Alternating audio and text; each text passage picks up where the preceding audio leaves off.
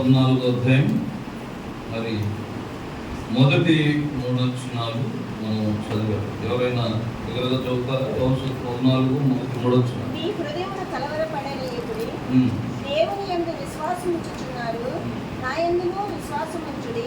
నా తండ్రి ఇంట అనేక నివాసములు కలవు, లేని ఎడల మీతో చెప్పుదును. మీకు స్థలము సిద్ధపరచ వెళుచున్నాను. నేను వెళ్ళి మీకు స్థలము సిద్ధపరచని ఎడల నేనుండి స్థలంలో మీరు ఉండులాగున మనలా వచ్చి నా యుద్ధ నిమిత్తకు మిమ్మల్ని తీసుకొని. ఈ మాటలు చాలా కాన్సెప్ట్ సంపూర్ణంగా మీ ఆలోచన ఇక్కడే పెట్టాలని మనం చేస్తున్నాం. ఎందుకంటే నేను చిన్నప్పుడు ఒక ఆయన ఇలా అడిగాడు, అన్నిటికంటే వేగంగా పోయేది ఏంటి? వేగంగా పోయేది నేను ఎప్పుడైనా బస్సు వెళ్తాను, బస్సు కాదు, ట్రైన్ కాదంటే విమానం వెళ్తాను, ఏది చెప్పినా కాదు. ఎందుకేంటి నిజమేనా అంటే బాగా వెళ్తున్నాను అప్పుడు. ఎట్లా వెళ్ళిందంటే ఎక్కడే ఉంటాను కానీ ఇంటి దగ్గర పెరుగు మూత పెట్టామో లేదా, పిల్లు వచ్చిందేమో, ఆయన వచ్చాడేమో, పిల్లడు పడుకున్నాడు, ఇదేందో ఆలోచన. ఇక్కడేమండి అమ్మాయి ఉదయం సాక్షి చెప్పింది, అమెరికాలో కూడా ఆలోచించవచ్చు. కాబట్టి ఇక్కడే ఉండి ప్రపంచం అంతా ఎక్కడైనా వెళ్ళి వస్తారు. కాబట్టి అన్నిటికంటే వేగంగా వెళ్ళకుండా కదా అటు ఇటు చెదిరిపోతే ఏం నేర్చుకున్నాడు. కాబట్టి దేవుని వాక్యాన్ని బహుశ్రద్ధగా వింటూ, అందుకే బైబిల్లో దేవుడు ఆజ్ఞల్లో ఒకటి ప్రధానమైందే దేవుణ్ణి ప్రేమించాలి అని చెప్తూ కూడా ఎలా ప్రేమించాలని చెప్పాడు.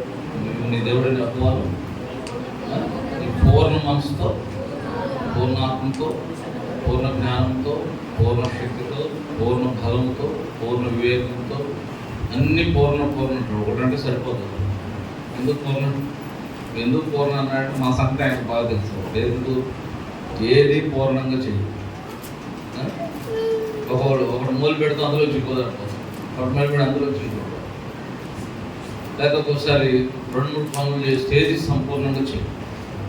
అందుకే లోక సంబంధమైన విషయాలలాగా 2-3 చూస్తూ లేదా అటు ఇటు చూస్తూ చేస్తే దేవుని వాక్యం అర్థం కాదు. చాలాసార్లు నేను అనుకుంటాను, అప్పుడప్పుడు మీటింగ్స్కి వెళ్ళినప్పుడు లేకపోతే మీటింగ్స్కి వచ్చి మందిరానికి వచ్చి కూడా మనం సరిగా వినక బోధకుడు సరిగా చెప్పలేదు అని అనుకుంటాం. చాలాసార్లు జరిగే విషయం. ఎందుకంటే మనం సరిగ్గా శ్రద్ధలు వినము. లేదా నిద్రపోయి లేసేద్దాం, అది అలా ఏదో చెప్పాడు, నా నిద్ర వచ్చిందా, నిద్ర తయారమా, గాలి పడినట్టుందా ఏంటి. కాబట్టి మనం వినకుండా అటు చెప్తుంటాం. నేనేమంటానంటే లేఖనం ప్రకారం మనం ఆలోచిస్తే నీకు నిజమైన ఆశ ఉంటే, నిజంగా వాక్యం మీద ఆశతో నువ్వు వస్తే ప్రభు ఖచ్చితంగా నేను ఖాళీగా పంపించాడు.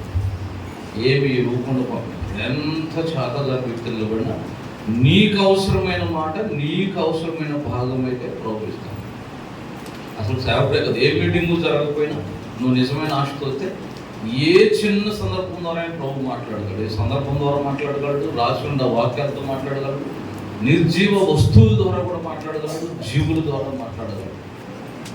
దేన్ని వాడుకునైనా నీకు చెప్పాల్సిన పాఠం, నీకు చెప్పాల్సిన వర్తమానం చెప్పి పంపిస్తాడు. అది it's completely depend upon your desire and your prayer and your preparation. నీ ప్రార్థన, నీ సిద్ధపాటు, నీ ఆశ మీద ఆధారపడు. కానీ మనం వినకుండా ఎవరో ఒక ఆయన పంపించాడు, తలమేసింది, నాకు నిద్ర వచ్చిందా, నిద్రతే మేము నిద్ర పెళ్ళలేదు.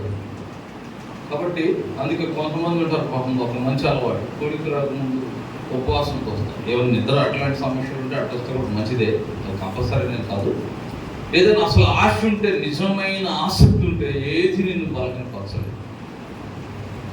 కాబట్టి అందుకే దేవుని వాక్యాన్ని, దేవుని సన్నిధికి వచ్చినప్పుడు వాక్యం విషయంలో బహుశ్రద్ధ ఉంటాం అవసరం. అందుకే దేవుడిని పూర్ణ హృదయంతో, పూర్ణ మనసుతో, పూర్ణ శక్తితో, పూర్ణ జ్ఞానంతో, పూర్ణ బలంతో ఫుల్ టైం ఉండేదే. కొద్ది టైం చూడండి, ఇప్పుడు 7 గంటల నుండి 9 దాకా మీటింగ్ అంటారు ఎక్కడైనా. వాళ్ళు మ్యాక్సిమం అంతే జరుగుతుంది. ఇక్కడ స్టార్ట్ అయ్యేలోపు ఒక అరగంట తీసేయాలి.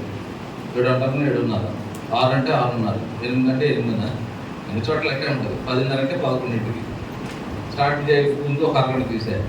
మళ్ళీ పాటలు గట్టిగా వాక్యానికి మహాభాగిస్తే 45 మినిట్స్. ఇంకా కొంతమంది అయితే అక్కడ ఉన్నవాళ్ళు బలహీనలు పెట్టి కానీ పరిస్థితిని పెట్టి కానీ అరగంట చెప్పండి అన్నారు. ఆ అరగంట కూడా మనం అశ్రద్ధకుంటే ఇక చూడండి, అందుకని మనం వచ్చేది ఎందుకు నా ఉద్దేశం. అందుకే ఎంతసేపు విన్నాం, ఎంతసేపు చెప్పి ఇది కాదు గొప్ప.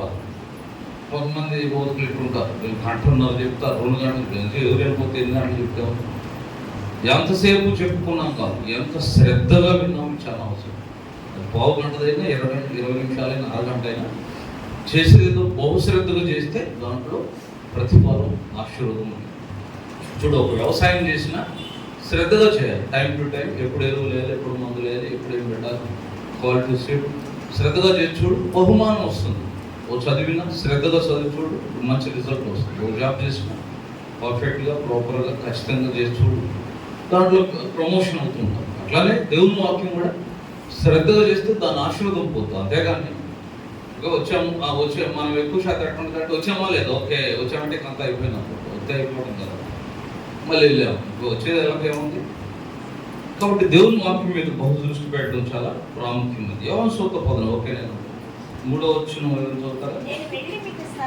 నేను వెళ్ళి మీకు స్థలము సిద్ధపరిచిన ఎడల, ఆ మాట చూడండి, ఎక్కడి నుంచి గమనించండి. నేను స్థలంలో మీరును ఉండులాగున నేను మరలా వచ్చి నా యుద్ధ నుండి మిమ్మల్ని తీసుకొని, నేను స్థలంలో మీరును ఉండులాగున.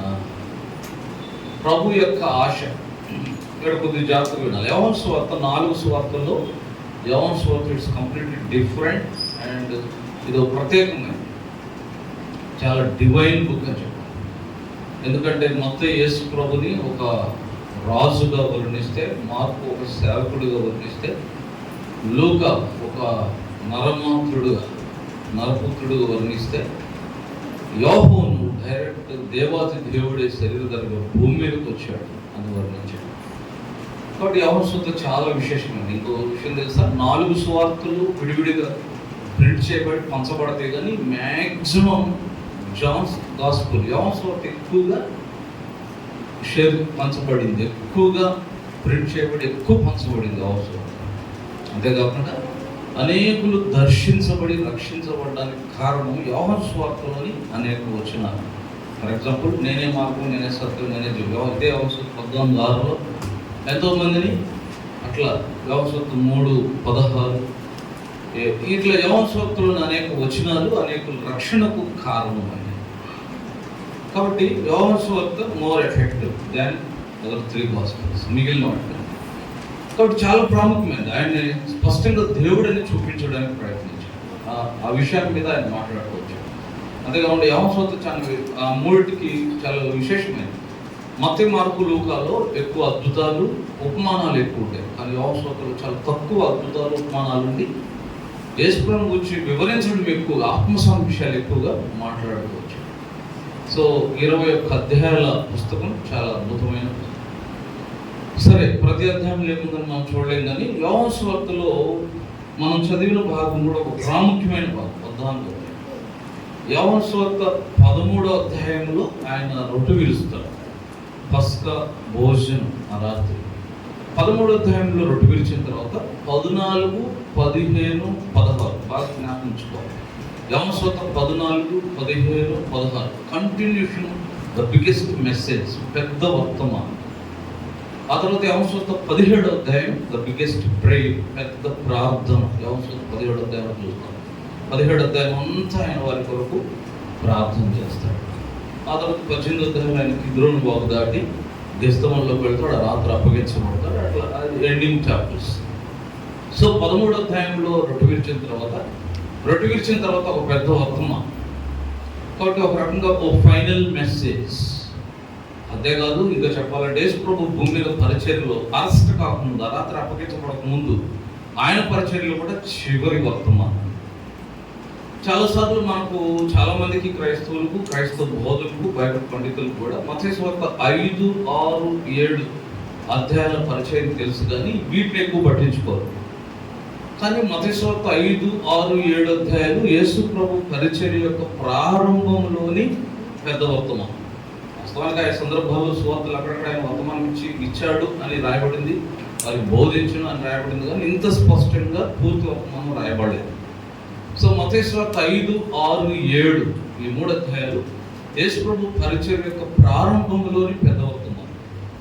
కానీ యోహాను సువార్త 14, 15, 16 అధ్యాయాలు యేసు ప్రభు తన పరిచర్య చివరిలోని పెద్ద వర్తమానం. అంతేకాకుండా ప్రారంభంలోది జనసమూహాలు అందరికీ చెప్పాడు, కానీ చివరి వర్తమానం తన శిష్యులకు మాత్రమే చెప్పాడు. అందుకే చాలా విశేషమైన యోహాను 14:15-16 తనకు చాలా సమీపస్తులైన, చాలా దగ్గరవరైన తన బిడ్డలు వంటి నెక్స్ట్ తన పనిని కంప్లీట్ చేయాల్సిన తన శిష్యులతో పంచుకుంటూ వచ్చాడు. ఇంకా చెప్పాలంటే ప్రారంభోపాధ్యాయులు దుఃఖం లేని హృదయంతో మాట్లాడాడు, మత్తయి 5:6 యోహాను 14:15-16 ఎంతో దుఃఖము వేదంతో నిండిన హృదయంతో మాట్లాడాడు. యోహాను 14:15-16 అందుకే వాళ్ళ నిమిత్తం యోహాను 17 ఆయన ఒక భారభరితమైన ప్రార్థన చేసి అదే భారభరితమైన హృదయంతో గెస్తమనలోకి వెళతాడు.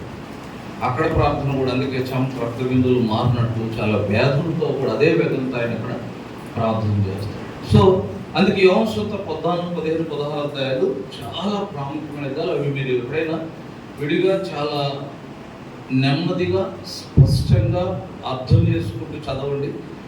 లోతైన సత్యాలతో కూడింది. 14 మనం చూసాం. ఈ 14 3వ వచనంలో, అంటే ఆ ఫస్ట్ వచనంలోనే ఆయన చూడు ఎంతో భారంతో ప్రారంభిస్తున్నాడు. 14 మీ హృదయమును కలవరపడనీకుడి, దేవుని యందు విశ్వాసం ఉంచున్నారు, నా యందును. ఒక రకంగా శిష్యులు కూడా ఒక కన్ఫ్యూజన్ లేకపోతే ఒక డిస్టర్బెన్స్ ఉన్నారు. వాళ్ళు కూడా ఒక అర్థం కాని స్థితి ఉంది. ఎందుకంటే అంతకుముందు ఆయన ఎక్స్ప్లెయిన్ వస్తూ గొర్రెలు కాకుండా ఓటును గొర్రెలు చెదిరిపోతుందని, తర్వాత నేను అప్పగించబడతాను, సిలువేస్తాను, చంపాడు 3 దినాలు వేస్తే ఈ విషయాలను మాట్లాడుతున్నాడు. వాళ్ళకి ఏం జరగబోతుందో కూడా అర్థం కావట్లేదు, కొంత కలవరం ఉన్నాయి. సో అందుకే వాళ్ళకి మాట్లాడుతూ మీ హృదయాన్ని కలవరకుండే వద్దని చెప్తూ ఆయన అంటే ఆ శిష్యుల విషయంలో ఆయన అసలైన ఉద్దేశం, తన హృదయంలో ఉన్న బలమైన కోరిక ఏంటో అది బయలుపరుస్తున్నాడు. చూడండి 14 మొదలు వచ్చింది. మీ హృదయంలో కలవరపడనీకుడి, దేవుని యందు విశ్వాసం ఉంచున్నారు, నా యందు విశ్వాసం ఉంచండి, నా తండ్రి ఇంట అనేక నివాసములు కలవు, లేని ఎడల మీతో, లేకపోతే లేవని చెప్పేవాడిని, ఉండే కాబట్టి నేను చెప్తున్నాను అంటూ కింద ఏమన్నాడు, మీకు స్థలం సిద్ధపరచ వెళ్ళిచున్నాను. 3వ వచనం, నేను వెళ్ళి మీకు స్థలం సిద్ధపరచిన నేనుండే స్థలంలో మీరును. అసలు ఉద్దేశం యేసు ప్రభు యొక్క అసలైన ఉద్దేశం. ఫర్ ఎగ్జాంపుల్ శిష్యులే ఉండాలి 12 మంది. ఎందుకు రక్షించాడు? ఎందుకు వారిని తను వెంబడించమన్నాడు? ఎందుకు వారిని వెంబడించాలని చెప్పాడు? ఎందుకు వారిని ఆ 3.5 సంవత్సరాలు సిద్ధపరిచింది? ఆయన ఉద్దేశం ఏంటి? ఇక్కడ అద్భుతాలు చేయడానిక, ఇక్కడ దయాలు కొట్టడానిక, ఇక్కడ స్వస్థలు పరచడానిక, ఇక్కడ ఏదో ఆయనతో రొట్టెలో అద్భుతాలు చూడడానిక, పంచిపెట్టడానికైనా, ఆయన సహాయపడడానికైనా ఆయన అసలైన ఉద్దేశం. ఇక్కడ లేకపోతే భూమి మీద యేసు ప్రభు శిష్యులంట అని పేరు తెచ్చుకోవడం కొరక, గొప్పవారిగా పిలువబడడం కొరకైనా ఆయన అసలైన ఉద్దేశం నేనుండు స్థలంలో మీరును. ఆ రోజు శిష్యులతోనే కాదు, సోదరా సోదరి, అమ్మాయి, విరాతులు, ప్రభు మనతో కూడా, మన విషయంలో కూడా మన ప్రభు యొక్క అసలైన ఉద్దేశం, ప్రభు యొక్క ఆయన హృదయంలో అసలైన కోరిక అది గుర్తించాలి. ఇప్పుడు ఆప్షన్స్లో కూడా మెయిన్ ప్రాముఖ్యమైనది అండ్ సబ్ ఆప్షన్స్ ఉంటాయి. కాబట్టి దేవుని యొక్క మన విషయంలో దేవుని యొక్క అసలైన ఉద్దేశం ఏంటంటే, ఒకరోజు మీరు నేనుండే స్థలంలో ఉండాలి. అదే మనల్ని అడిగాడు అనుకో ఆయన, నేను ఎట్లా ఉంటాను సరే. ఆయన అడిగితే ఏమంటే, ప్రభు నా విషయంలో మీకు అసలైన కోరిక ఏంటంటే, నా బిడ్డ నువ్వు నేనుండే స్థలంలో ఉండాలంటాడు. అదే మనల్ని అడిగాడు అనుకో, నా బిడ్డ నీకు అసలైన కోరిక ఏంటంటే ఏం చెప్తావు? మనల్ని అడిగాడు అనుకో దేవుడు, నీకు అసలైన కోరిక ఏంటంటే అంటావు, ప్రభు ఏమనుకో బాబు, నా 3 పిల్లలు 3 బిల్డింగ్లు ఇస్తే చాలు.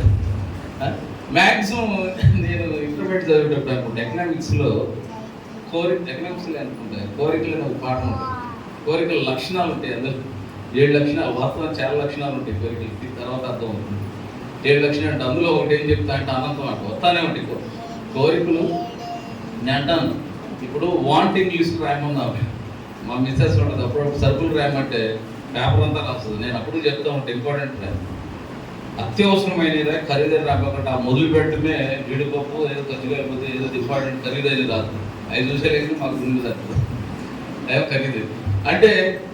ఇంకా ఏమంటుంది అంటే, ఇంకా రాసేదంటే ఆమె ఇంకా నేను తగ్గించిన ఇంకా ఉంటే రాయాల్సింది కానీ రాయాలి అట్లుంటుంది. ప్రేయర్ రిక్వెస్ట్లు రాయండి అంటే కూడా సేవకుడు ఎంత చెప్పినా ఇంపార్టెంట్ రాయండి అన్నా కూడా ఇచ్చిన పేపర్ చాలని ఒక సైడ్ రాసి మళ్ళీ పీడిఓ పెడతారు, అంటే తిప్పి చూడాలి.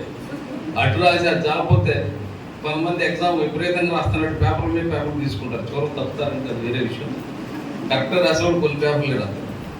అట్నే ఏదో ఎగ్జాంపుల్ ఖాళీగా ఉండి ఎందుకు పోనీ టైంలు రాయాలన్నట్టు ప్రేయర్ రిక్వెస్ట్లు కూడా చేసి చెప్పి కొంత వస్తూ ఉంటాయి.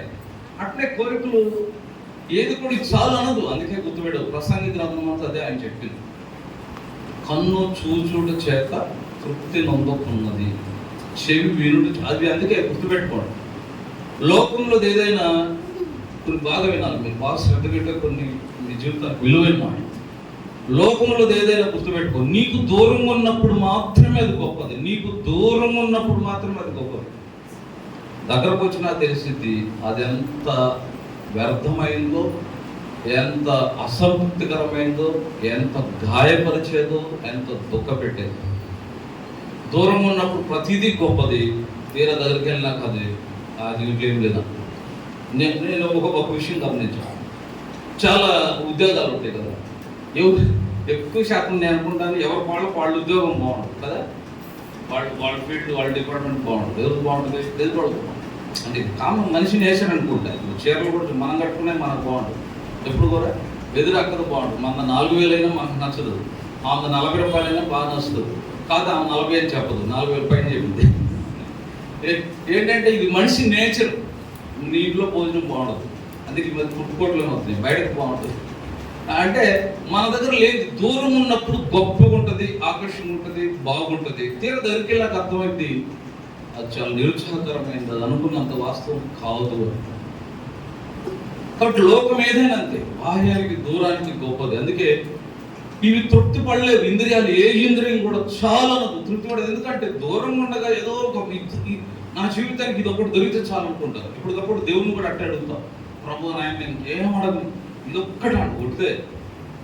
అసలు స్థలమే లేనప్పుడు అతుకుంటున్నప్పుడు ఏమంటాం, అతుకున్నప్పుడు ఏమన్నా ప్రార్థన చేస్తాం, 2 సెంట్లు నేను ఎక్కువ అడగట్లేదు, 2 తాటే పూడి చేసుకుంటాను. నిజమేనా? ఇతే తాటే పూడి చేస్తాను.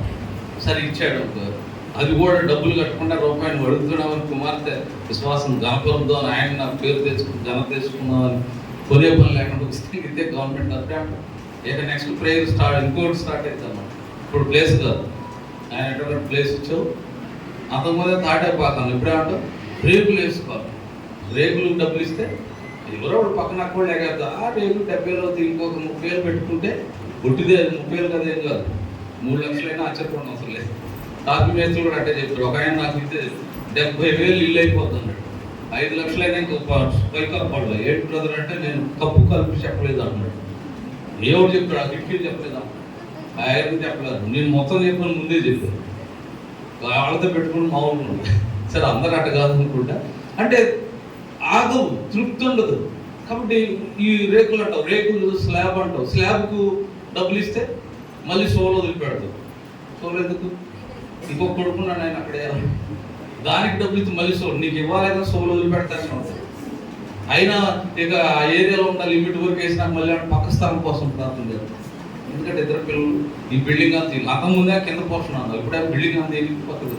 అంటే నా ఉద్దేశం లోకంలో ఏది కూడా చూడు, ఇక చాలు అన్నదంతే, ఇంకా కావాలి, ఇంకేదో కావాలి, ఇంకేదో కావాలి, ఇంకేదో కావాలి. మరి ఇచ్చిన చాలు, అందులో తృప్తి ఉండదు, అందులో అంతే ఇంకేదో ఇంకేదో ఇంకేదో ఇంకేదో. అందుకే కన్ను తృప్తి చెందు, చెవి తృప్తి చెందు, ఏ ఇంద్రియం కూడా. లోకంలో ఏది తృప్తి, లోకం అంతా తాత్కాలికం, ఫేడబుల్, వాడిపోయేది, మరుగైపోయేది, అసంతృప్తి చెంది. ప్రభులో మాత్రమే నిజమైంది. అందుకే ఇక్కడవి కాదు. అందుకే దేవుడు తన బిడ్డలమైన మన విషయంలో ఇక్కడ వాటితో ఏదో ఇక్కడ వాటితో విపరీతంగా దీవించాలనేది కాదు ఆయన ఉద్దేశం. ఇక్కడవన్నీ నన్ను అడిగితే అవసరమైన పరిధిలో ఉంచుతాడు అంతే. ఏం అవసరం, ఇప్పుడు నేను ఇలా నేర్చుకున్నాను దేవుడు. ఒకవేళ నాకు ఈ పూటకు వైట్ రైస్, దాంట్లోకి కూర లేదు, నీళ్లు ఉన్నాయి, ఒక ఉల్లిపాయ కనపడుతుంది, ఏమో తెలుసా, బహుశా ఈ పూట నా ఆరోగ్యానికి ఈ ఆహారం అవసరం, ఇది ప్రోగించాడు. అందుకే బైబుల్ ఏం చెప్తుందంటే ఎబ్రిల్ రాసిన పత్రిక 13వ అధ్యాయం, హీబ్రూస్ 13, ఎబ్రిల్ రాసిన పత్రిక 13వ అధ్యాయం 5వ వచనం చూడండి. ఎబ్రిల్ 13 5వ వచనం. ధనాపేక్ష లేని వారై మీకు కలిగిన వాటితో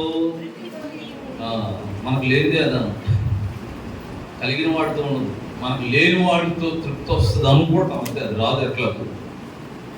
అందుకే దేవుని ఉద్దేశం మన విషయంలో ఆయన ఉద్దేశం నా బిడ్డ, నా కుమారుడు ఇక్కడ నువ్వు అల్లుకోవాలి, ఇక్కడ విస్తరించాలి, ఇక్కడ సంపాదించాలి కాదు, నేనుండే స్థలంలో. అదే మనం అడిగాడు, నా బిడ్డ నీ బలమైన కోరిక ఏంటంటే ఏం చెప్తావు? కొంతమంది అంటారు జీవితం కళ. ఏం కళ? ఇంకొక ఆయన కూడా ఏదైనా అంటున్నాడు, కళ్ళు నెరవేర్చు, కళ్ళు వస్తాను, కన్నవసరం ప్రత్యేకం వస్తాను వచ్చి నేను అవుతాయా. అందుకు ఇంకో సాంతం, కళ్ళ వచ్చింది ఇళ్ళలో కూడా జరుగుతాను, బట్ కళ్ళు వచ్చినందువల్ల అవ్వదు. సరే, కొన్ని విషయాల కొరకు కొన్ని ప్రాముఖ్యమైన వాటితో పట్టుదల ఉండాలి, అది వేరే విషయం. కానీ అవే ప్రాముఖ్యం కాదు, బాగా గమనించాలి. ఒక బెస్ట్ ఫుడ్ తినాలనుకోవడం తప్పలేదు, కానీ ఫుడ్ కొరకే జీవించాలనుకోవడం కాదు, ఫుడ్డే జీవితంలో ప్రాముఖ్యం అనుకోవడం కాదు. అందుకే మన జీవితంలో ఏం అవసరమో, ఎంతవరకు అవసరం ప్రభుకు బాగా తెలుసు. అందుకే ఆయన మీరు అడగక మునిపే మీకు అక్కరకున్నదేదో మీ పరలోక తండ్రికి. కాబట్టి మన ప్రథమమైన డిజైర్ దేని మీద ఉండాలంటే, మన విషయంలో దేవునికి ఏది ఉందో అదే మనకు కూడా ఉండాలి. అందుకే పౌలు గారు ఏమంటాడు చాలా సందర్భాలు, ఫిలిప్పీ 3:10 ఏ విధము చేతనైనను. చూసారా ఆయన డిజైర్ చూడండి, ఆయన ఆశ ఏంటంట, ఏ విధము చేతనైనను మృతుల్లో ఉంచి నాకు పునరుత్థానం కలగవలనని. దీనికోసం ఏమైనా నష్టపరచుకోవడానికి సిద్ధమైన కదా. 7 వచ్చిందంటాడు, అయినను ఏవేవి నాకు లాభకరంగా ఉండునో వాటిని క్రీస్తు నిమిత్తం నష్టంగా ఎంచుకుంటున్నాడు. కాబట్టి ఇవన్నీ అక్కడ కూడా ఆయన మరణ విషయంలో సమానానుభవం గలవాడు, ఆయన పునరుద్ధానంలో ఎరుగు నిమిత్తం, ఆయన శ్రమంలో పాల్గొన్నట్టు ఎరుగు నిమిత్తం సమస్తమును నష్టపరుచుకొని వాటిని ప్యాంటుతో సమానంగా. ఏంటయ్యా ఆయన డిజైర్ అంటే, ఏ విధము చేతనైనా ఏ క్రైమైనా చెల్లించడం నేను సిద్ధమే, కానీ నాకు ఇది మాత్రం మృతుల్లో నుంచి నాకు పునరుత్థానం కలదు. నా ప్రభు వచ్చినప్పుడు నేను రిజరెక్ట్ పునరుత్థానం అవ్వాలి, తిరిగి లేవాలి. చనిపోయి ఉంటే తిరిగి లేవాలి, బ్రతుకుంటే మార్పు చెందాలి. ఒక లేకపోతే అదొక క్షణం, రెప్పపాటు కాలంలో జరిగే విషయం. అది మిస్ అయిందంటే చూడండి, భూమి మీదే కొన్ని విషయాలు మిస్ అయితే ఇక జీవితంలో తెచ్చుకోలేదు. భూమి మీదే కొన్ని సంగతులు మిస్ అయితే తెచ్చుకోలేదు, కొన్ని అభినవం మరొక వాటి మొదలు పొందుతాం. కానీ నిత్యత్వం మిస్ అయితే ఆ క్షణానికి మళ్ళీ పొందలేదు. బట్ అందుకే ఆయన ఏ విధము చేతనైనా నాకు మృతుల్లో పునరుద్ధానం కలగాలి, నేను పరిశుద్ధంతో తిరిగి లెగవాలి, ఆ పరలోకం వెళ్ళాలి, ప్రభుత్వం ఉండాలి, ఆ నరకానికి వెళ్ళకూడదు. ఈ ఆశ మా హృదయం ఉండాలి. అయితే దేవుడు అంటే ఈరోజు క్రైస్తవ సమాజాలు ఎలా మార్చినట్టే, దేవుడు అంటే ఆశీర్వాదాలు ఇస్తాడు, ఈ ఆశీర్వాదం. అందుకే ఆశీర్వాద పండుగలు ఏడకెళ్ళిన బ్లెస్ మీట్ ఆశీర్వాద కాలకి, ఇది అంతా ఆశీర్వాదాలు లేకపోతే స్వస్థతలు అవి ఇవ్వడానికైనా. దేవుడు నీకు ఏం అర్థమయ్యాడు, ప్రభువా ఆయన నీకు నిత్యత్వం ఇవ్వాలనుకుంటున్నాను, నేను స్థలంలో ఉండాలనుకుంటే దాని మీద దృష్టి పెట్టకుండా భూసమైన విషయాలతో ఏదో పాడైపోయి వీటితో తృప్తి చెందాలని ఆశిస్తే, ఒకవేళ ఇచ్చినా కూడా నిత్యత్వం చాలు, ప్రభు అడిగితే ఇవ్వచ్చు కొన్ని సంగతి. కానీ వీవు పొందినందువల్ల పరలోకం వెళ్ళలేదు. అందుకే మన హృదయాల్లో ప్రథమమైన ఆశ అంటే, దేవుడు ఆయన అంత భారంగా శిశువుతో మాట్లాడటం కూడా ఉద్దేశం ఏంటంటే, వారి హృదయాలు కూడా అలాంటి దాంతో నింపబడాలి. ప్రభు ఏ విధం చేతనైనా మాకు నూనె స్థలానికి మేము రావాలి, అది తప్పిపోకుండా మాకు సాయం చేయాలి, ఆశతో వాళ్ళు నింపబడాలనుకో. కాబట్టి ఈ రాత్రి నేను కొన్ని సంగతులు, దేవుని రాజ్యంలో ప్రవేశించాలంటే అర్హతలు ఏంటి, లేదా ఎవరు ప్రవేశిస్తారు, కొన్ని సంగతులు మీరు అంటే వాక్య వెలుగులో మన సొంత అవగాహనలో వచ్చి కాకుండా వాక్య వెలుగు ఏం చెప్తుంది, ఎవరు దేవుని రాజ్యంలో ప్రవేశిస్తారు. మీకు అర్థమైనవి చెప్పడం, ఎవరు అవుతారు? కనీసం ఎంబీబీఎస్ చేసి ఉంటారు. ఎవరు దేవుని రాజ్యంలో ప్రవేశిస్తారు మీకు అర్థమైనవి చెప్పండి. కొంతమంది అటు చూస్తారంటే, నేను ఎట్లా బాగుంది, ఎవరో ఒకరు వెళ్తారు, వాళ్ళు చెప్తారు అనుకుంటారు. ఆయన ఉన్నాడు. దేవుడు ఒక నగరం, మనకు ఒక పాట ఉంటుంది కదా, దేవుడు ఒక నగరం మన కొరకై సిద్ధపరచుచుండెను. ఆ పాటలో నెక్స్ట్ లైన్ ఉంటుంది, మనము వెళ్ళేద్దాం నిశ్చయము. ఆయన ఏం పాడతాడంటే మనము వెళ్ళాము నిశ్చయంగా పాడతాడు. ఏంటంటే ఎటా బాగుంది అంటుంది. అంటే ఆయన కనీసం మన మీద ఆయన యథార్థవంతుల్లో ఉంటాడు. ఆయన పడగొట్టు పాడడం పాడుతున్నాడు, మనం కోపని వెళ్తామని పాడుతున్నాడు. అంటే జీవితం చూస్తే కోనట్టుంది, పాటలు చూస్తే అసలు ఇప్పుడు వచ్చే పాటలు మరి నేడు చాలు, నీ తోడు చాలు, నీ పక్క చాలు, నువ్వు లేదు క్షణం గడవుతుంది, దినం గడవుతుంది, ఒట్టిదే. అసలు ఆయనకి సంబంధమే లేదు. నేను అత్తుకుంటా, నువ్వు ఒళ్ళో పెట్టుకుంటా, అన్ని ఇవి వాళ్ళు జీవితమే భూసంబంధం కాబట్టి భూసం భాషలోనే వాడు. కానీ ఆయన తగినట్టు ఏ కోరికతో నింపట్టు. ఆయన ఏమో నేను స్థలంలో మీరు ఉండాలంటే మనం అది కాకుండా ఏదేం కోరుతున్నాం. అందుకే ఎవరు దేవుని రాజ్యం పూర్ణ తలకు నేను జ్ఞాపకం చేస్తాను. వాక్య పెడుగు మొదటిగా దోసవత్తు 3వ అధ్యాయం 3వ వచనం. అందుకే అతనితో ఒకడు కొత్తగా జన్మిస్తేనే కానీ అక్కడ దేవుని రాజ్యమును చూడు ఎంత కష్టం లేదు. ఒకడు కొత్తగా జన్మించితేనే కానీ, except a man must be born. వాడు కొత్తగా జన్మిస్తేనే, అందుకే కింద అంటాడు కొత్తగా జన్మిస్తే మనకు ఎలా 5వ వచనం, ఏ చెట్లను ఒకడు నీటి మూలమును ఆత్మ మూలమును జన్మిస్తేనే కానీ దేవుని రాజ్యంలో. బైబిల్ అంతా అదే చెప్తుంది. నూతన నిబంధన రక్షణ పొందాలి. రక్షణ పొందకూడదు దేవుని రాజ్యాన్ని.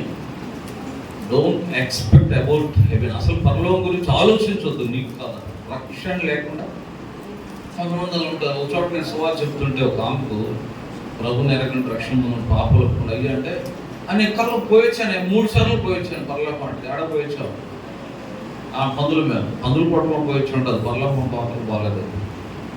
ఏంటంటే ఇది కళ్ళు అటు ఇటు నమ్మి పోయొచ్చాను. పోయితే ఇంక అవసరం లేదా నరకాన్ని పోతాం తర్వాత. కాబట్టి కళల ద్వారా ఏదో వాటి వీటితో వాక్య సత్యం బట్టి మాత్రమే దేవుని రాజ్యం స్వీకరించుకోండి. కాబట్టి ఒకడు కొత్తగా జన్మిస్తేనే కదా, తిరిగి జన్మించకుండా, రక్షణ పొందకుండా. అందుకే దేవుని వాక్యాన్ని బట్టి చాలా ప్రాముఖ్యత. నేను ఎక్కువగా ఇలా చెప్తాను, అంటే కొన్ని కఠినంగా ఉండొచ్చు కానీ చాలా వాస్తవం. చనిపోతే బాల్యంలోన్నా చనిపో, బ్రతుకుంటే రక్షణ లేకుండా బ్రతుకుంటుంది. ఇంకా కొంచెం లోతుకెళ్ళి చెప్పమంటే నన్ను అడిగితే చనిపోతే 13 సంవత్సరాల లోపు, 12 సంవత్సరాల లోపు చనిపోవాలి. అందుకే యువకుడు పడిపోయిన పడమే గతి మేళ హస్తానంలో పరలోక రాజ్యం ప్రవేశిస్తున్నాడు. కానీ వ్యక్తిగా జీవిస్తూ అవగాహనతో ఉండు, వాక్యం ఎరిగి సత్యం ఎరిగి చేయకుండా పాపమందు జీవిస్తూ ఎలా దేవుని రాజ్యానికి వెళుతుంది? దేవుని రాజ్యాన్ని పోగొట్టుకుంటే అసలు జీవితానికి అర్థమే లేదు. దేవుడు నిన్ను సృజించినందుకు కూడా దుఃఖపడదు. అందుకే రక్షణ లేకుండా జీవించదు. డిఎల్ మోడీ గారు వాళ్ళ తల్లిదండ్రులను, వాళ్ళకు 13 మంది ఆమె పిల్లలు అయితే చిన్నప్పుడు ఒకళ్ళు చనిపోయారు. వాళ్ళ ఆయన బాధపడతాడేమో అనుకుంటే వాళ్ళ ఫ్రెండ్స్ ఆయన బాధపడలేదు. అప్పుడు అడిగానంటే ఏంటి బిడ్డ చనిపోతే దుఃఖపడడం ఏంటంటే, అప్పుడు ఆయన అన్నాడు, నా ఇంట్లో ఒకడు చనిపోతే నాకు బాధ ఉండదు, కానీ ఒకడు రక్షణ లేకుండా పాపలు అపరాధంతో చచ్చిపోతే అది నాకు ఎక్కువ దుఃఖం కలిగిస్తుంది. మన పిల్లలు రక్షణ లేకుండా ఉంటే బాధ లేదు. చెప్పులు లేకపోతే, బట్టలు లేకపోతే ఏడుస్తాం, కళ్ళు నీళ్ళు తుడుచుకుంటాం. మా బిడ్డకు సరైన బట్టలు కూడా ఏం కదా, బట్టలు అయితే ఉన్నాయి అసలు లేకుండా ఏమి లేవు కదా. ఇవన్నీ సాధారణమైన విషయాలు. అన్నం తినకపోతే లేపి నీళ్లు చల్లి తినిపిస్తావు.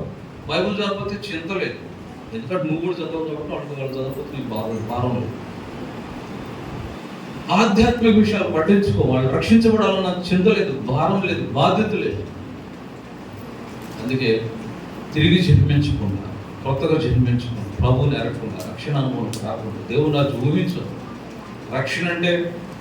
రక్షణ కూడా నిజంగా చెప్పాలంటే ఈరోజు దయచేసి నన్ను అనే చాలు కొన్ని వాస్తవాలు మాట్లాడు.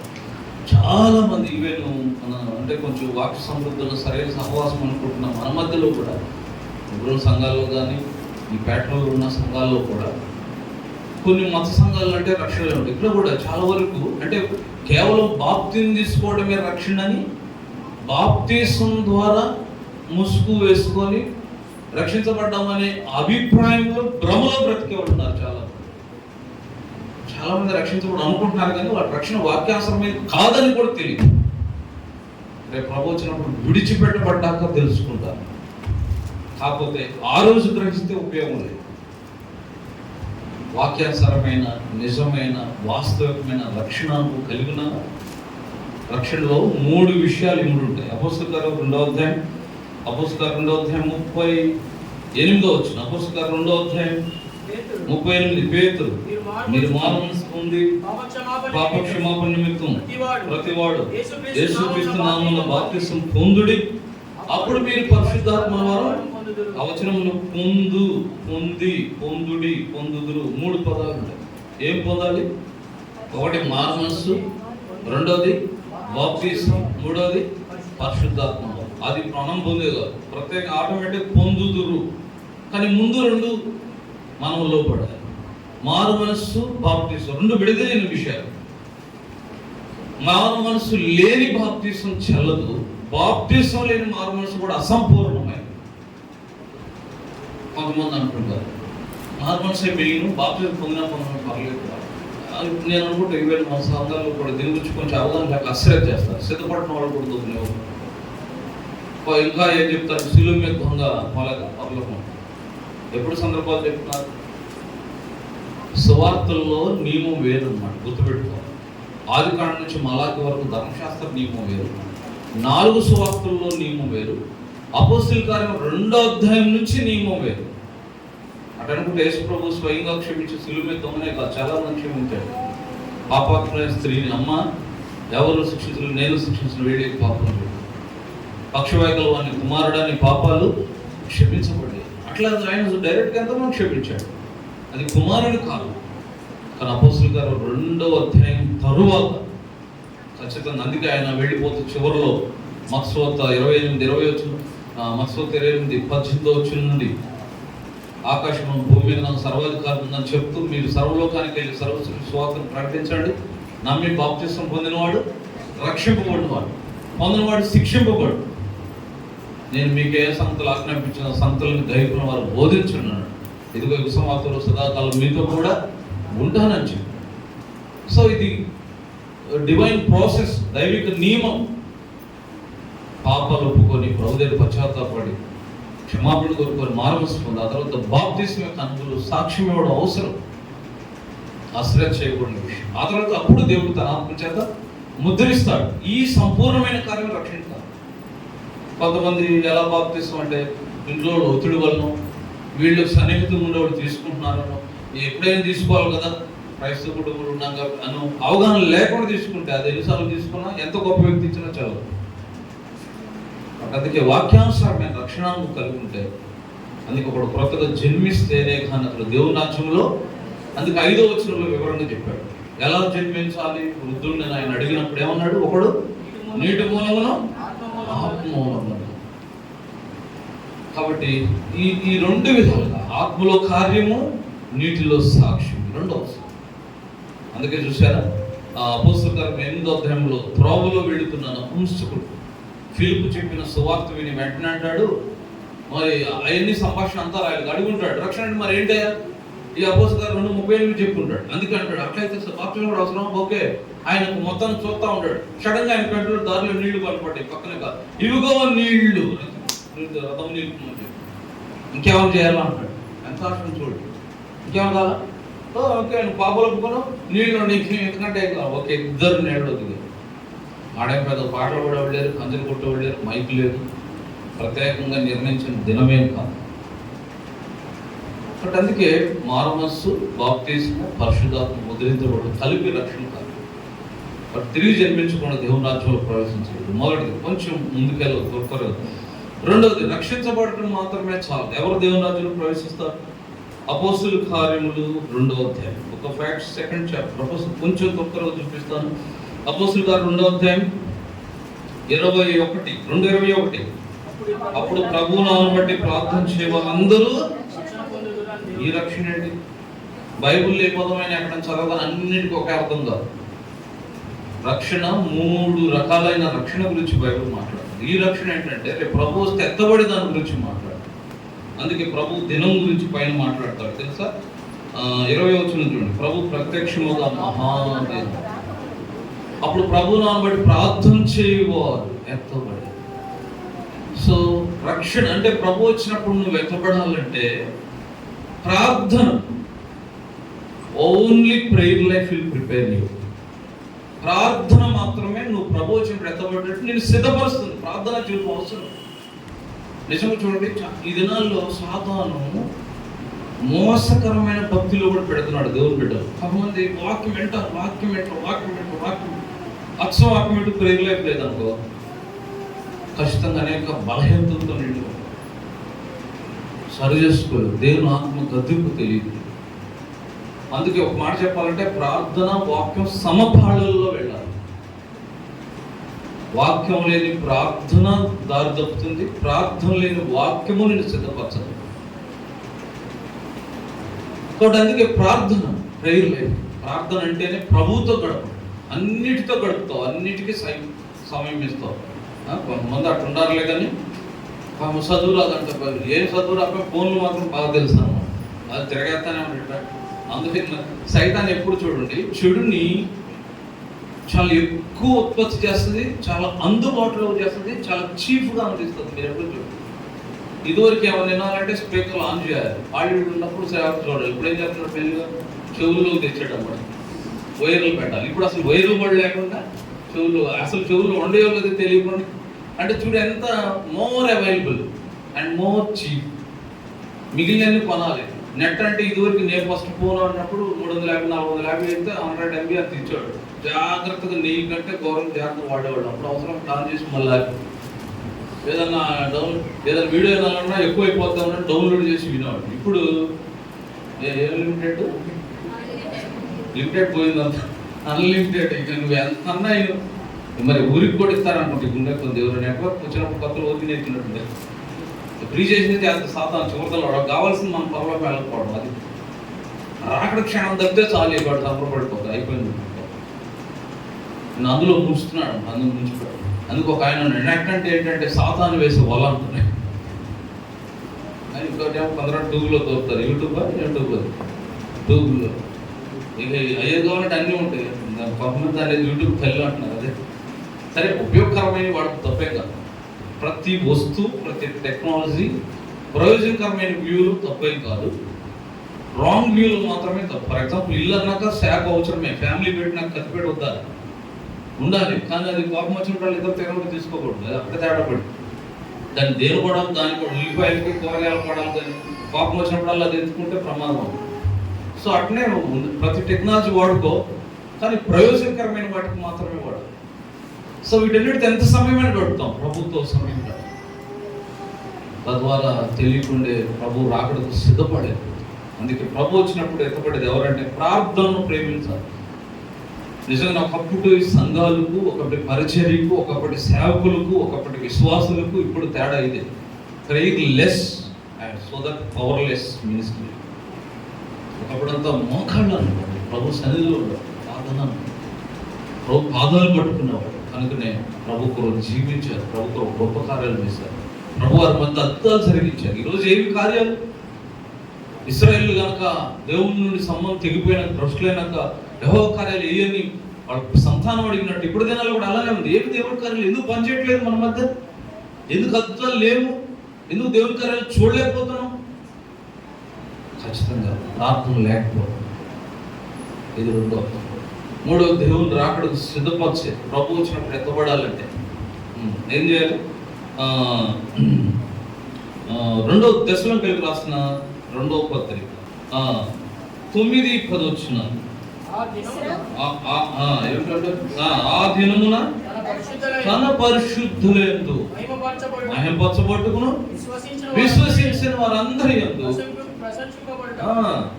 ప్రభు వచ్చిన. అది ఎందుకు వస్తాడంటే ప్రభు ఎందుకు మధ్యాహ్నంకి వస్తాడు? ఎందుకు ఎవరిని తీసుకెళ్తాడు? విశ్వసించిన వారి యందు ప్రశంసించే వాళ్ళని తీసుకెళ్తాడు, మహిమపరిచే వాళ్ళని తీసుకెళ్తాడు. It is indicates to worshippers. ఇది ఆరాధికులను తీసుకెళ్ళడానికి వస్తుంది. అంతే. దేవుడు అంటే ఆరాధనకు యోగ్యుడు. ఎన్ని పదాలు, పూజారుడు, అదే పాడతాం కదా, పూజనీయుడే సుప్రభు అని పూజించిన వాళ్ళు పాడతారు. బట్ ఆరాధన లేమి కలిగి పాడటం దొరకలేదు. ఆరాధించేవాళ్ళని తీసుకెళ్ళాలి. ఆరాధికుడు వస్తుంది. పరలోకం ఏంటి? ఆరాధన స్థలం, ఆరాధన రాజ్యం. నేను చిన్నప్పుడు మా అమ్మమ్మ చనిపోతే మా అమ్మని అడిగాను. అమ్మమ్మ చనిపోయి ఆడకెళ్ళిందంటే దేవుడు తిరిగి అక్కడ ఏం చేస్తారు? పూల చెట్లు నీళ్ళు పోతుంటారు.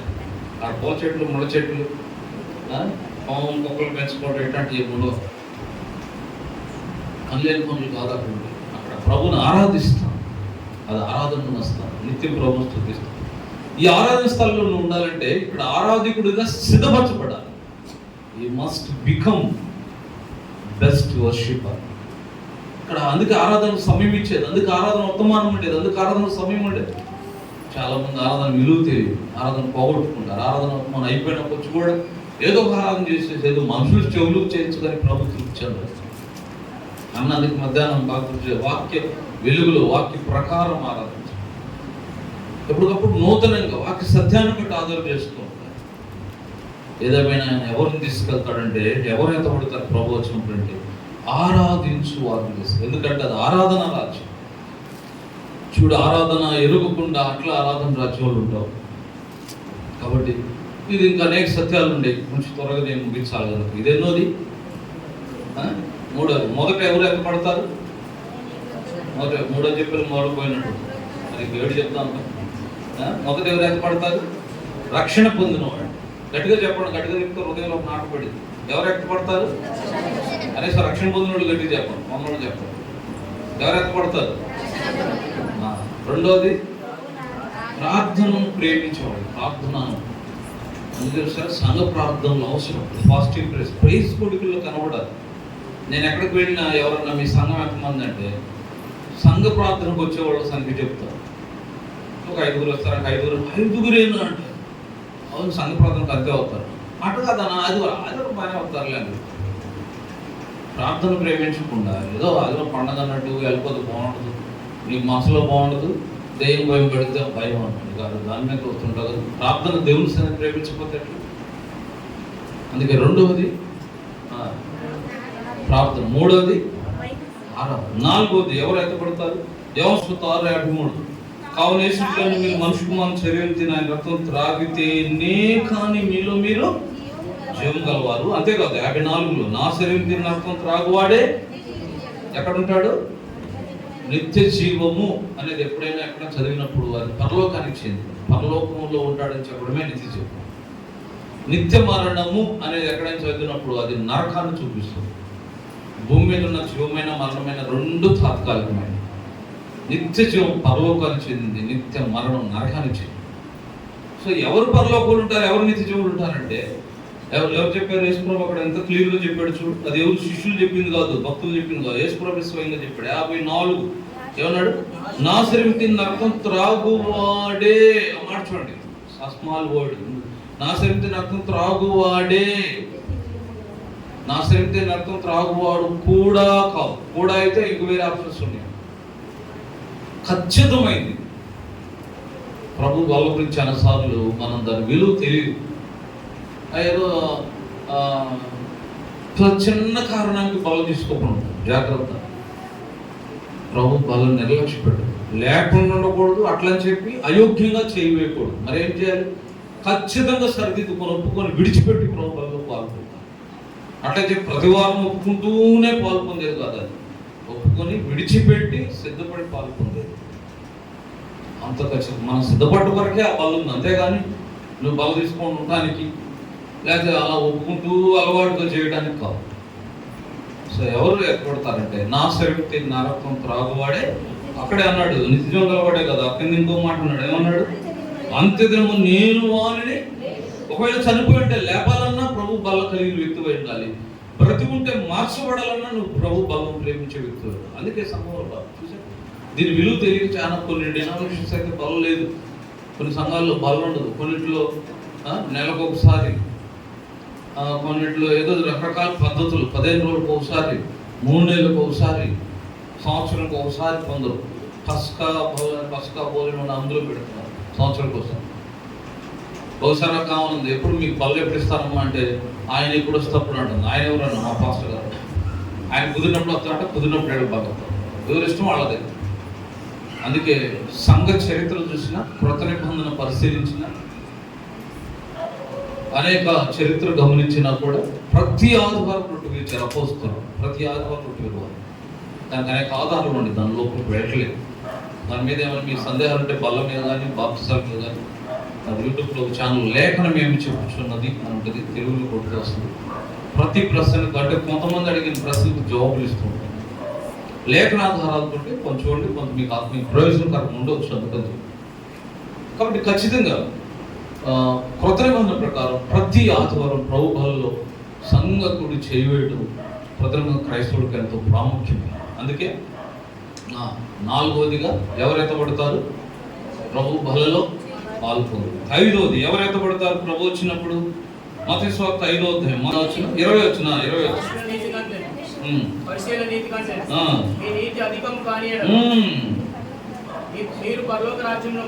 మీరు పరలోక రాజ్యంలో ప్రవేశింపరని మీతో పరలోక రాజ్యం ప్రవేశించాలంటే ఏమై ఉండాలి? శాస్త్రుల నీతి కంటే పరిసయ్యుల నీతి కంటే మీ నీతి అధికం. ఏంటిది? శాస్త్రుల నీతి ఏంటి, పరిసయ్యుల నీతి ఏంటంటే చెప్పురే కానీ చెయ్యి. They know all the scriptures in there minds but they will not follow. అది శాస్త్రులు పరిసయ్యులు. మనము సేమ్ శాస్త్రులు పరిసయ్యులు ఈరోజు కదా. ఒక ఆయన అడిగాడు, ఎందుకు ఎప్పుడో పరిస్థితి దినాల్లో ఎంత పతనమైందంటే ఏదో శాస్త్రుల పరిసయ్యుల్లో మారారు. అప్పుడు వాళ్ళు క్లీన్. అప్పుడు వాళ్ళ మైండ్ సెట్ ఏంటి తెలుసా? తామే నీతిమంతులు తమ నమ్ముకొని ఇతరులను తృణీకరించి కొందరు తప్పమని చెప్పండి. వాళ్ళు ఏంటని చెప్పి మా అంత భక్తులు అంటే దైవ నియమం ఉంది, మంచి దైవజనుడు అంతా మంచిదే, ప్లాట్ఫామ్ అదంతా పాడు చేస్తున్నాడు. ఈరోజు ప్రారంభ వాల్యూస్ ఉంచట్లేదు కదా. పాటించినప్పుడు యాంత్రికం అయిపోతుంది, అందరూ ఉపయోగమే లేదు. శాస్త్ర నీతి పర్సనల్ నీతి అదే. వాళ్ళు స్క్రిప్చర్ ఎరుగుదురు కానీ జీవితంలో పాటించారు. మరి ఎవరు ప్రవేశిస్తారు పరలోకంలో అంటే ఏమి ఎరిగేమో వాక్యం దానికి కట్టుబడి బ్రతికేవాడు ప్రభు రాజ్యంలో ప్రవేశిస్తాడు. అందుకే నీతి అంటే 2 కోణాలు. నీతిమంతులంగా తీర్చబడడం వేరు, నీతిమంతులంగా జీవించడం. నవ్వుతుంటాడు, ఈ తరం వారందరిలో నీవే నా ఎదుట నీతిమంతుడివై ఉండుట నేను చూచాను. God is looking, God is observing, he knows all things. దేవుడు చూస్తున్నాడు. మన దేవుడు కళ్ళు నుండి చూచేవాడు. మనసు ఉన్న వ్యక్తి గ్రహిస్తున్నాడు. దేవుడు తెలియదు అనుకోవద్దు. భక్తి వేషం వద్దు, భక్తి జీవితం కలిగి. వాక్యము ఎరగడం కాదు, ఎరగడంలో ఎదుగుతున్నారు కొందరు. ఎరగడంలో కాదు, జీవించడం లేకగా. నన్ను అడిగితే లేఖనాలు బాగుగా ఎరిగి తప్పోయే వ్యక్తి కంటే కొంచెం ఎరిగి అందులో జీవించే వ్యక్తి బెటర్. ఎరిగిన దానికి కట్టుబడి జీవించుతారు. బట్ అందుకే వాక్యం ప్రకారం బ్రతకడమే నీతి. నీతి ఎందుకు జీవించడం, నీతి కలిగి జీవించడం. దేవుని నీతి అది, మానవ నీతి. సో కాబట్టి ఎవరు దేవుని రాజ్యంలో ప్రవేశిస్తారంటే 5వదిగా దేవుని వాక్యం ఏం చెప్తుంది? శాస్త్రుల నీతి కంటేను పరిసయ్యుల నీతి కంటే మీ నీతి అధికం కానేళ్ళ దేవుని రాజ్యంలో ప్రవేశించు. దెన్ 6వది ఇక్కడే మత్తయి సువార్త 21 వచ్చిన అక్కడేమన్నాడు? ప్రభువా ప్రభువా అని నన్ను పిలుచు ప్రతివాడు పరలోక రాజ్యంలో ప్రవేశింపుడు గాని పరలోకమందున నా తండ్రి చిత్తం చొప్పున చేయువాడే. దేవుని చిత్తములో బ్రతకటం, దేవుని చిత్తం చేయడం. దేవుని చిత్తము ఎరగడం వేరు, దేవుని చిత్తం చేయడం వేరు. లేఖనం దేవుని చిత్తాన్ని బయలుపరుస్తుంది. లేఖనం ఎరిగితే దేవుని చిత్తం ఎరిగినట్టే, కానీ దేవుని చిత్తం జీవిస్తున్నాం. అందుకే ప్రభువు కావాల్సింది బైబిల్ మోసేవాళ్ళు కాదు, బైబిల్ ఎరిగేవాళ్ళు కాదు, బైబిల్ ఎగ్జామ్స్లో పాస్ అయ్యేవాళ్ళు కాదు, బైబిల్ టెస్ట్లో భౌతిక టెస్టులు బైబిల్ ప్రకారం జీవించి ఈవెన్ బైబిల్ బోధించేవాళ్ళు కూడా కాదు. ప్రభుకు బెస్ట్ ప్రీచర్స్ కాదు, బెస్ట్ డూయర్స్ కాదు, బైబిల్ చేసేవాళ్ళు కాదు, జీవించేవాళ్ళు. బైబిల్కి జీవితాన్ని ప్రతిష్ఠ చేస్తుంది. భక్తులందరినీ అదే చదువుతుంది. ఎందుకు రాశాడు అనుకున్న ఊరికిన అబ్రహాం ఆయన ఏం చెప్తే దానికి తల ఉంచాడు, వదులు అంటే వదిలేశాడు. సుమారు 10 సంగతులు మనుషుడిగా చాలా కష్టం, అతీతమైన విషయాలు విడిచిపెట్టాడు. కుమారుని బలి ఉంటే ఓకే ప్రభువా, నీ తర్వాత నాకేదో. That is true Christian. ప్రభువుకు ఇష్టమైంది ప్రభు వద్దన్నది విడిచిపెట్టగలుగుతున్నావు. ప్రభు చిత్తమా నీ చిత్తమా? చాలాసార్లు మనకిష్టమైన అన్ని తెలుసుకుంటూ పోతూ అది దేవుడి చిత్తంగా చెప్పేస్తారు. ఈ దినాలు అట్లాంటి వాడు పరిలేదు. మన ఇష్టం చేస్తూ ప్రభు చిత్తం జాగ్రత్త. ప్రభు చిత్తం చాలా భిన్నమైంది. ఇంకో మాట చెప్పాలంటే చాలా సంఖ్యలు ఉన్నాయి. ప్రభు చిత్తం పెద్ద సబ్జెక్టు. నా అనుభవంలో గ్రహించింది ఒక మాట చెప్తా బలంగా. ప్రభు చిత్తం అనేది చాలాసార్లు మెనీ టైమ్స్ నీ ఇష్టానికి చాలా భిన్నంగా ఉంటుంది. మర్చిపోవద్దు, ప్రభు చిత్తం నీ ఇష్టానికి చాలా భిన్నంగా ఉంటుంది. ఈవెన్ వివాహంలో కూడా నాకు చాలా బలంగా ఒక కోరిక ఏంటంటే, చాలా మంది క్యాస్ట్ పరంగా చేసుకుంటారు. నేను నా క్యాస్ట్ తప్ప ఏదైనా అంటే అది జయించి కాస్ట్ దాటి వేరే చేసి చూపించాలనుకున్నాను. బలంగా ఉండేది. తీర పెళ్లి సమయంలో ప్రభు మాట్లాడాడు. సేమ్ క్యాస్ట్ అమ్మాయిని తెచ్చి వివాహం చేసుకోమని ప్రభు మాట్లాడుతున్నాడు. నేను ఇదేంటిది మా ఎవ్రోన్ సాహస క్రమమే కాదు, ఇది మా సిద్ధాంతం కాదు, ఇది దేవుని చిత్తం కాదు ప్రభు, ఎట్లేదు చెప్తున్నాను. యెషయా గ్రంథం 55:8-9 వచ్చిన ప్రభు మాట్లాడుతూ, నా తలంపులు మీ తలంపులు వంటి నా త్రోవలు నువ్వు బలంగా అది పెట్టుకున్నావు కాబట్టి నువ్వు లోపడతావు. నీకు చెప్తాను, నేను చెప్పిన దానికి లోపడతావా, నువ్వు అనుకున్న దానికి నిలబడతావు. ఒకటే చెప్పాను. చాలాసార్లు నా బలమైన అంటే కొన్ని ఆత్మీయంగా మంచిగా ఉండే మన సొంత తీర్మానాలు కూడా ప్రభు విరుస్తాడు. జాగ్రత్త. గుంటూరు సీఎం తప్ప సేవకుడానికి ఎక్కడికైనా వెళతానని ప్రార్థన చేసేవాడు. అక్కడికే వెళ్ళాలని దేవుడు మాట్లాడాడు. చివరికి ఆయనే నన్ను వచ్చాడు, చుట్టుపట్టుకుని లాక్కెళ్ళాడు. చాలాసార్లు నా జీవితంలో దేవుడు చెప్తుంది మన ఇష్టానికి చాలా భిన్నంగా ఉంటుంది. అందుకే మన చిత్తాన్ని కొట్టే యేసు ప్రభు గెస్తమని తోటలో ఆయన ప్రార్థనలు అదే, తండ్రి నీ చిత్తమైతే గిన్నె ఎదురును తొలగించాలి. వెంటనే ఏమన్నాడు, అయినను నా ఇష్టం కాదు, నా ఇష్టాన్ని ఇంటూ పెడుతున్నాను, నీ ఇష్టం చాలు. కొన్నిసార్లు లోక సంబంధంగా గొప్ప ఉండొచ్చు, శ్రేష్టమైన ఉండొచ్చు, గొప్ప ఉండొచ్చు. ప్రభు విడిచిపెట్ట ప్రభు కంటే గొప్పది నా జీవితంలో నా దేవుడే నాకు ప్రాముఖ్యం అని రుజువు చేయాలి. That is God's will. 6th and 7th lastly ప్రకటన గ్రంథం 25:6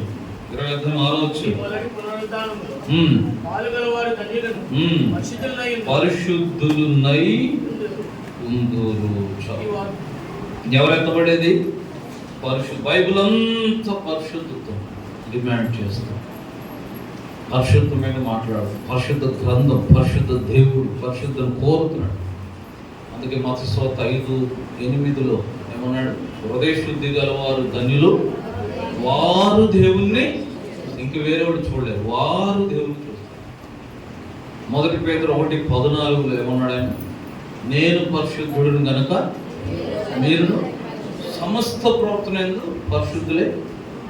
వినోద్ ఆర్గాన్స్ అన్ని అవయవాలు, అన్ని ఇంద్రియాల్లో పరిశుద్ధత కలిగి సమస్త ప్రవర్తనలో పరిశుద్ధం. Hebrews 12:14 కూడా ఏమన్నాడు, Hebrews 12:14 అందరితో సమాధానము పరిశుద్ధ కలిగి ఉండి ప్రయత్నించడు, పరిశుద్ధ లేకుండా ఎవడును ప్రభువును చూడలేడు. బైబిల్ అంతా దేవుడు పరిశుద్ధుడు. ఒకవేళ నేను అనుకుంటాను మిగిలిన విషయాలన్నీ ఉండాలి, పరిశుద్ధ లేకపోతే జాగ్రత్త. రేపు ప్రభు వచ్చినప్పుడు ఎత్తబడి పరిశుద్ధులు మాత్రమే. ఈ దినాల్లో ఒక తప్పుడు పోతుంది ఏంటి తెలుసా, రక్షణ పొందుంటే చాలు, ఎలా బ్రతికినా ఎత్తబడటం అయితే ఎత్తబడతారు. మరి ఎక్కడ ఉంటారు? ఎక్కడ చూడు, గేట్ దగ్గర, గేట్ షోలో ఏదో ఓడవడం ఉంటుంది, ఏదో పని ఇది చెప్తుంది. ఇంకెత్తబడితే అంతకంటే కావాల్సింది ఏంటి? అలా అనుకుంటే నేను సేవ మానే శుభ్రంగా లోకమంతా లోకం కూడా అనుభవించి పాలన రావచ్చు. దానికి బైబుల్ ఏ ఒక్క ఆధారం కూడా లేదు. బైబుల్ ఎక్కడ చెప్పలేదు. అందుకే బైబుల్ అంతా మరి ప్రకటన గ్రంథం అంతా కూడా సుమారు 14 సార్లు జేమ్స్ వారికి మాత్రమే దేవుడు పరిశుద్ధత లేకుండా ఎవడు ప్రభువును చూడడు. మన దేవుడు పరిశుద్ధుడు. మీరు ఎక్కడైనా భౌతికంగా చూడండి, ఒక మంచి తండ్రి తన పిల్లల నుండి మంచి మాత్రమే ఆశిస్తాడు. త్రాగనవాడు త్రాగొద్దని చెప్తాడు. మరి అలాంటప్పుడు ఆయన పరిశుద్ధుడు, మననుడి పరిశుద్ధత ఎక్కువ. అందుకే సమస్త ప్రవర్తన ఎందుకు పరిశుద్ధత లేకుండా ప్రభువు చూడండి. పరిశుద్ధ కొరకే ప్రతిష్ఠ ఉందా, దృష్టి ఉందా, ఆశ ఉందా? ఏదో ఎలా బ్రతికినా పర్లేదు లేదు ఎప్పుడు దేవుడు పోతాడు పోదామని అజాగ్రత్త బ్రతుకుతున్నావా? లోకంతో కలిసిపో, ప్రభు కొరకు ప్రతిష్ఠించుకో. ప్రభు వచ్చినప్పుడు ఎత్తబడాలన్నది దేవుని ఉద్దేశం. అది మన ప్రధాన డిజైర్ అయి ఉంటే ప్రభు సహాయం చేస్తాం.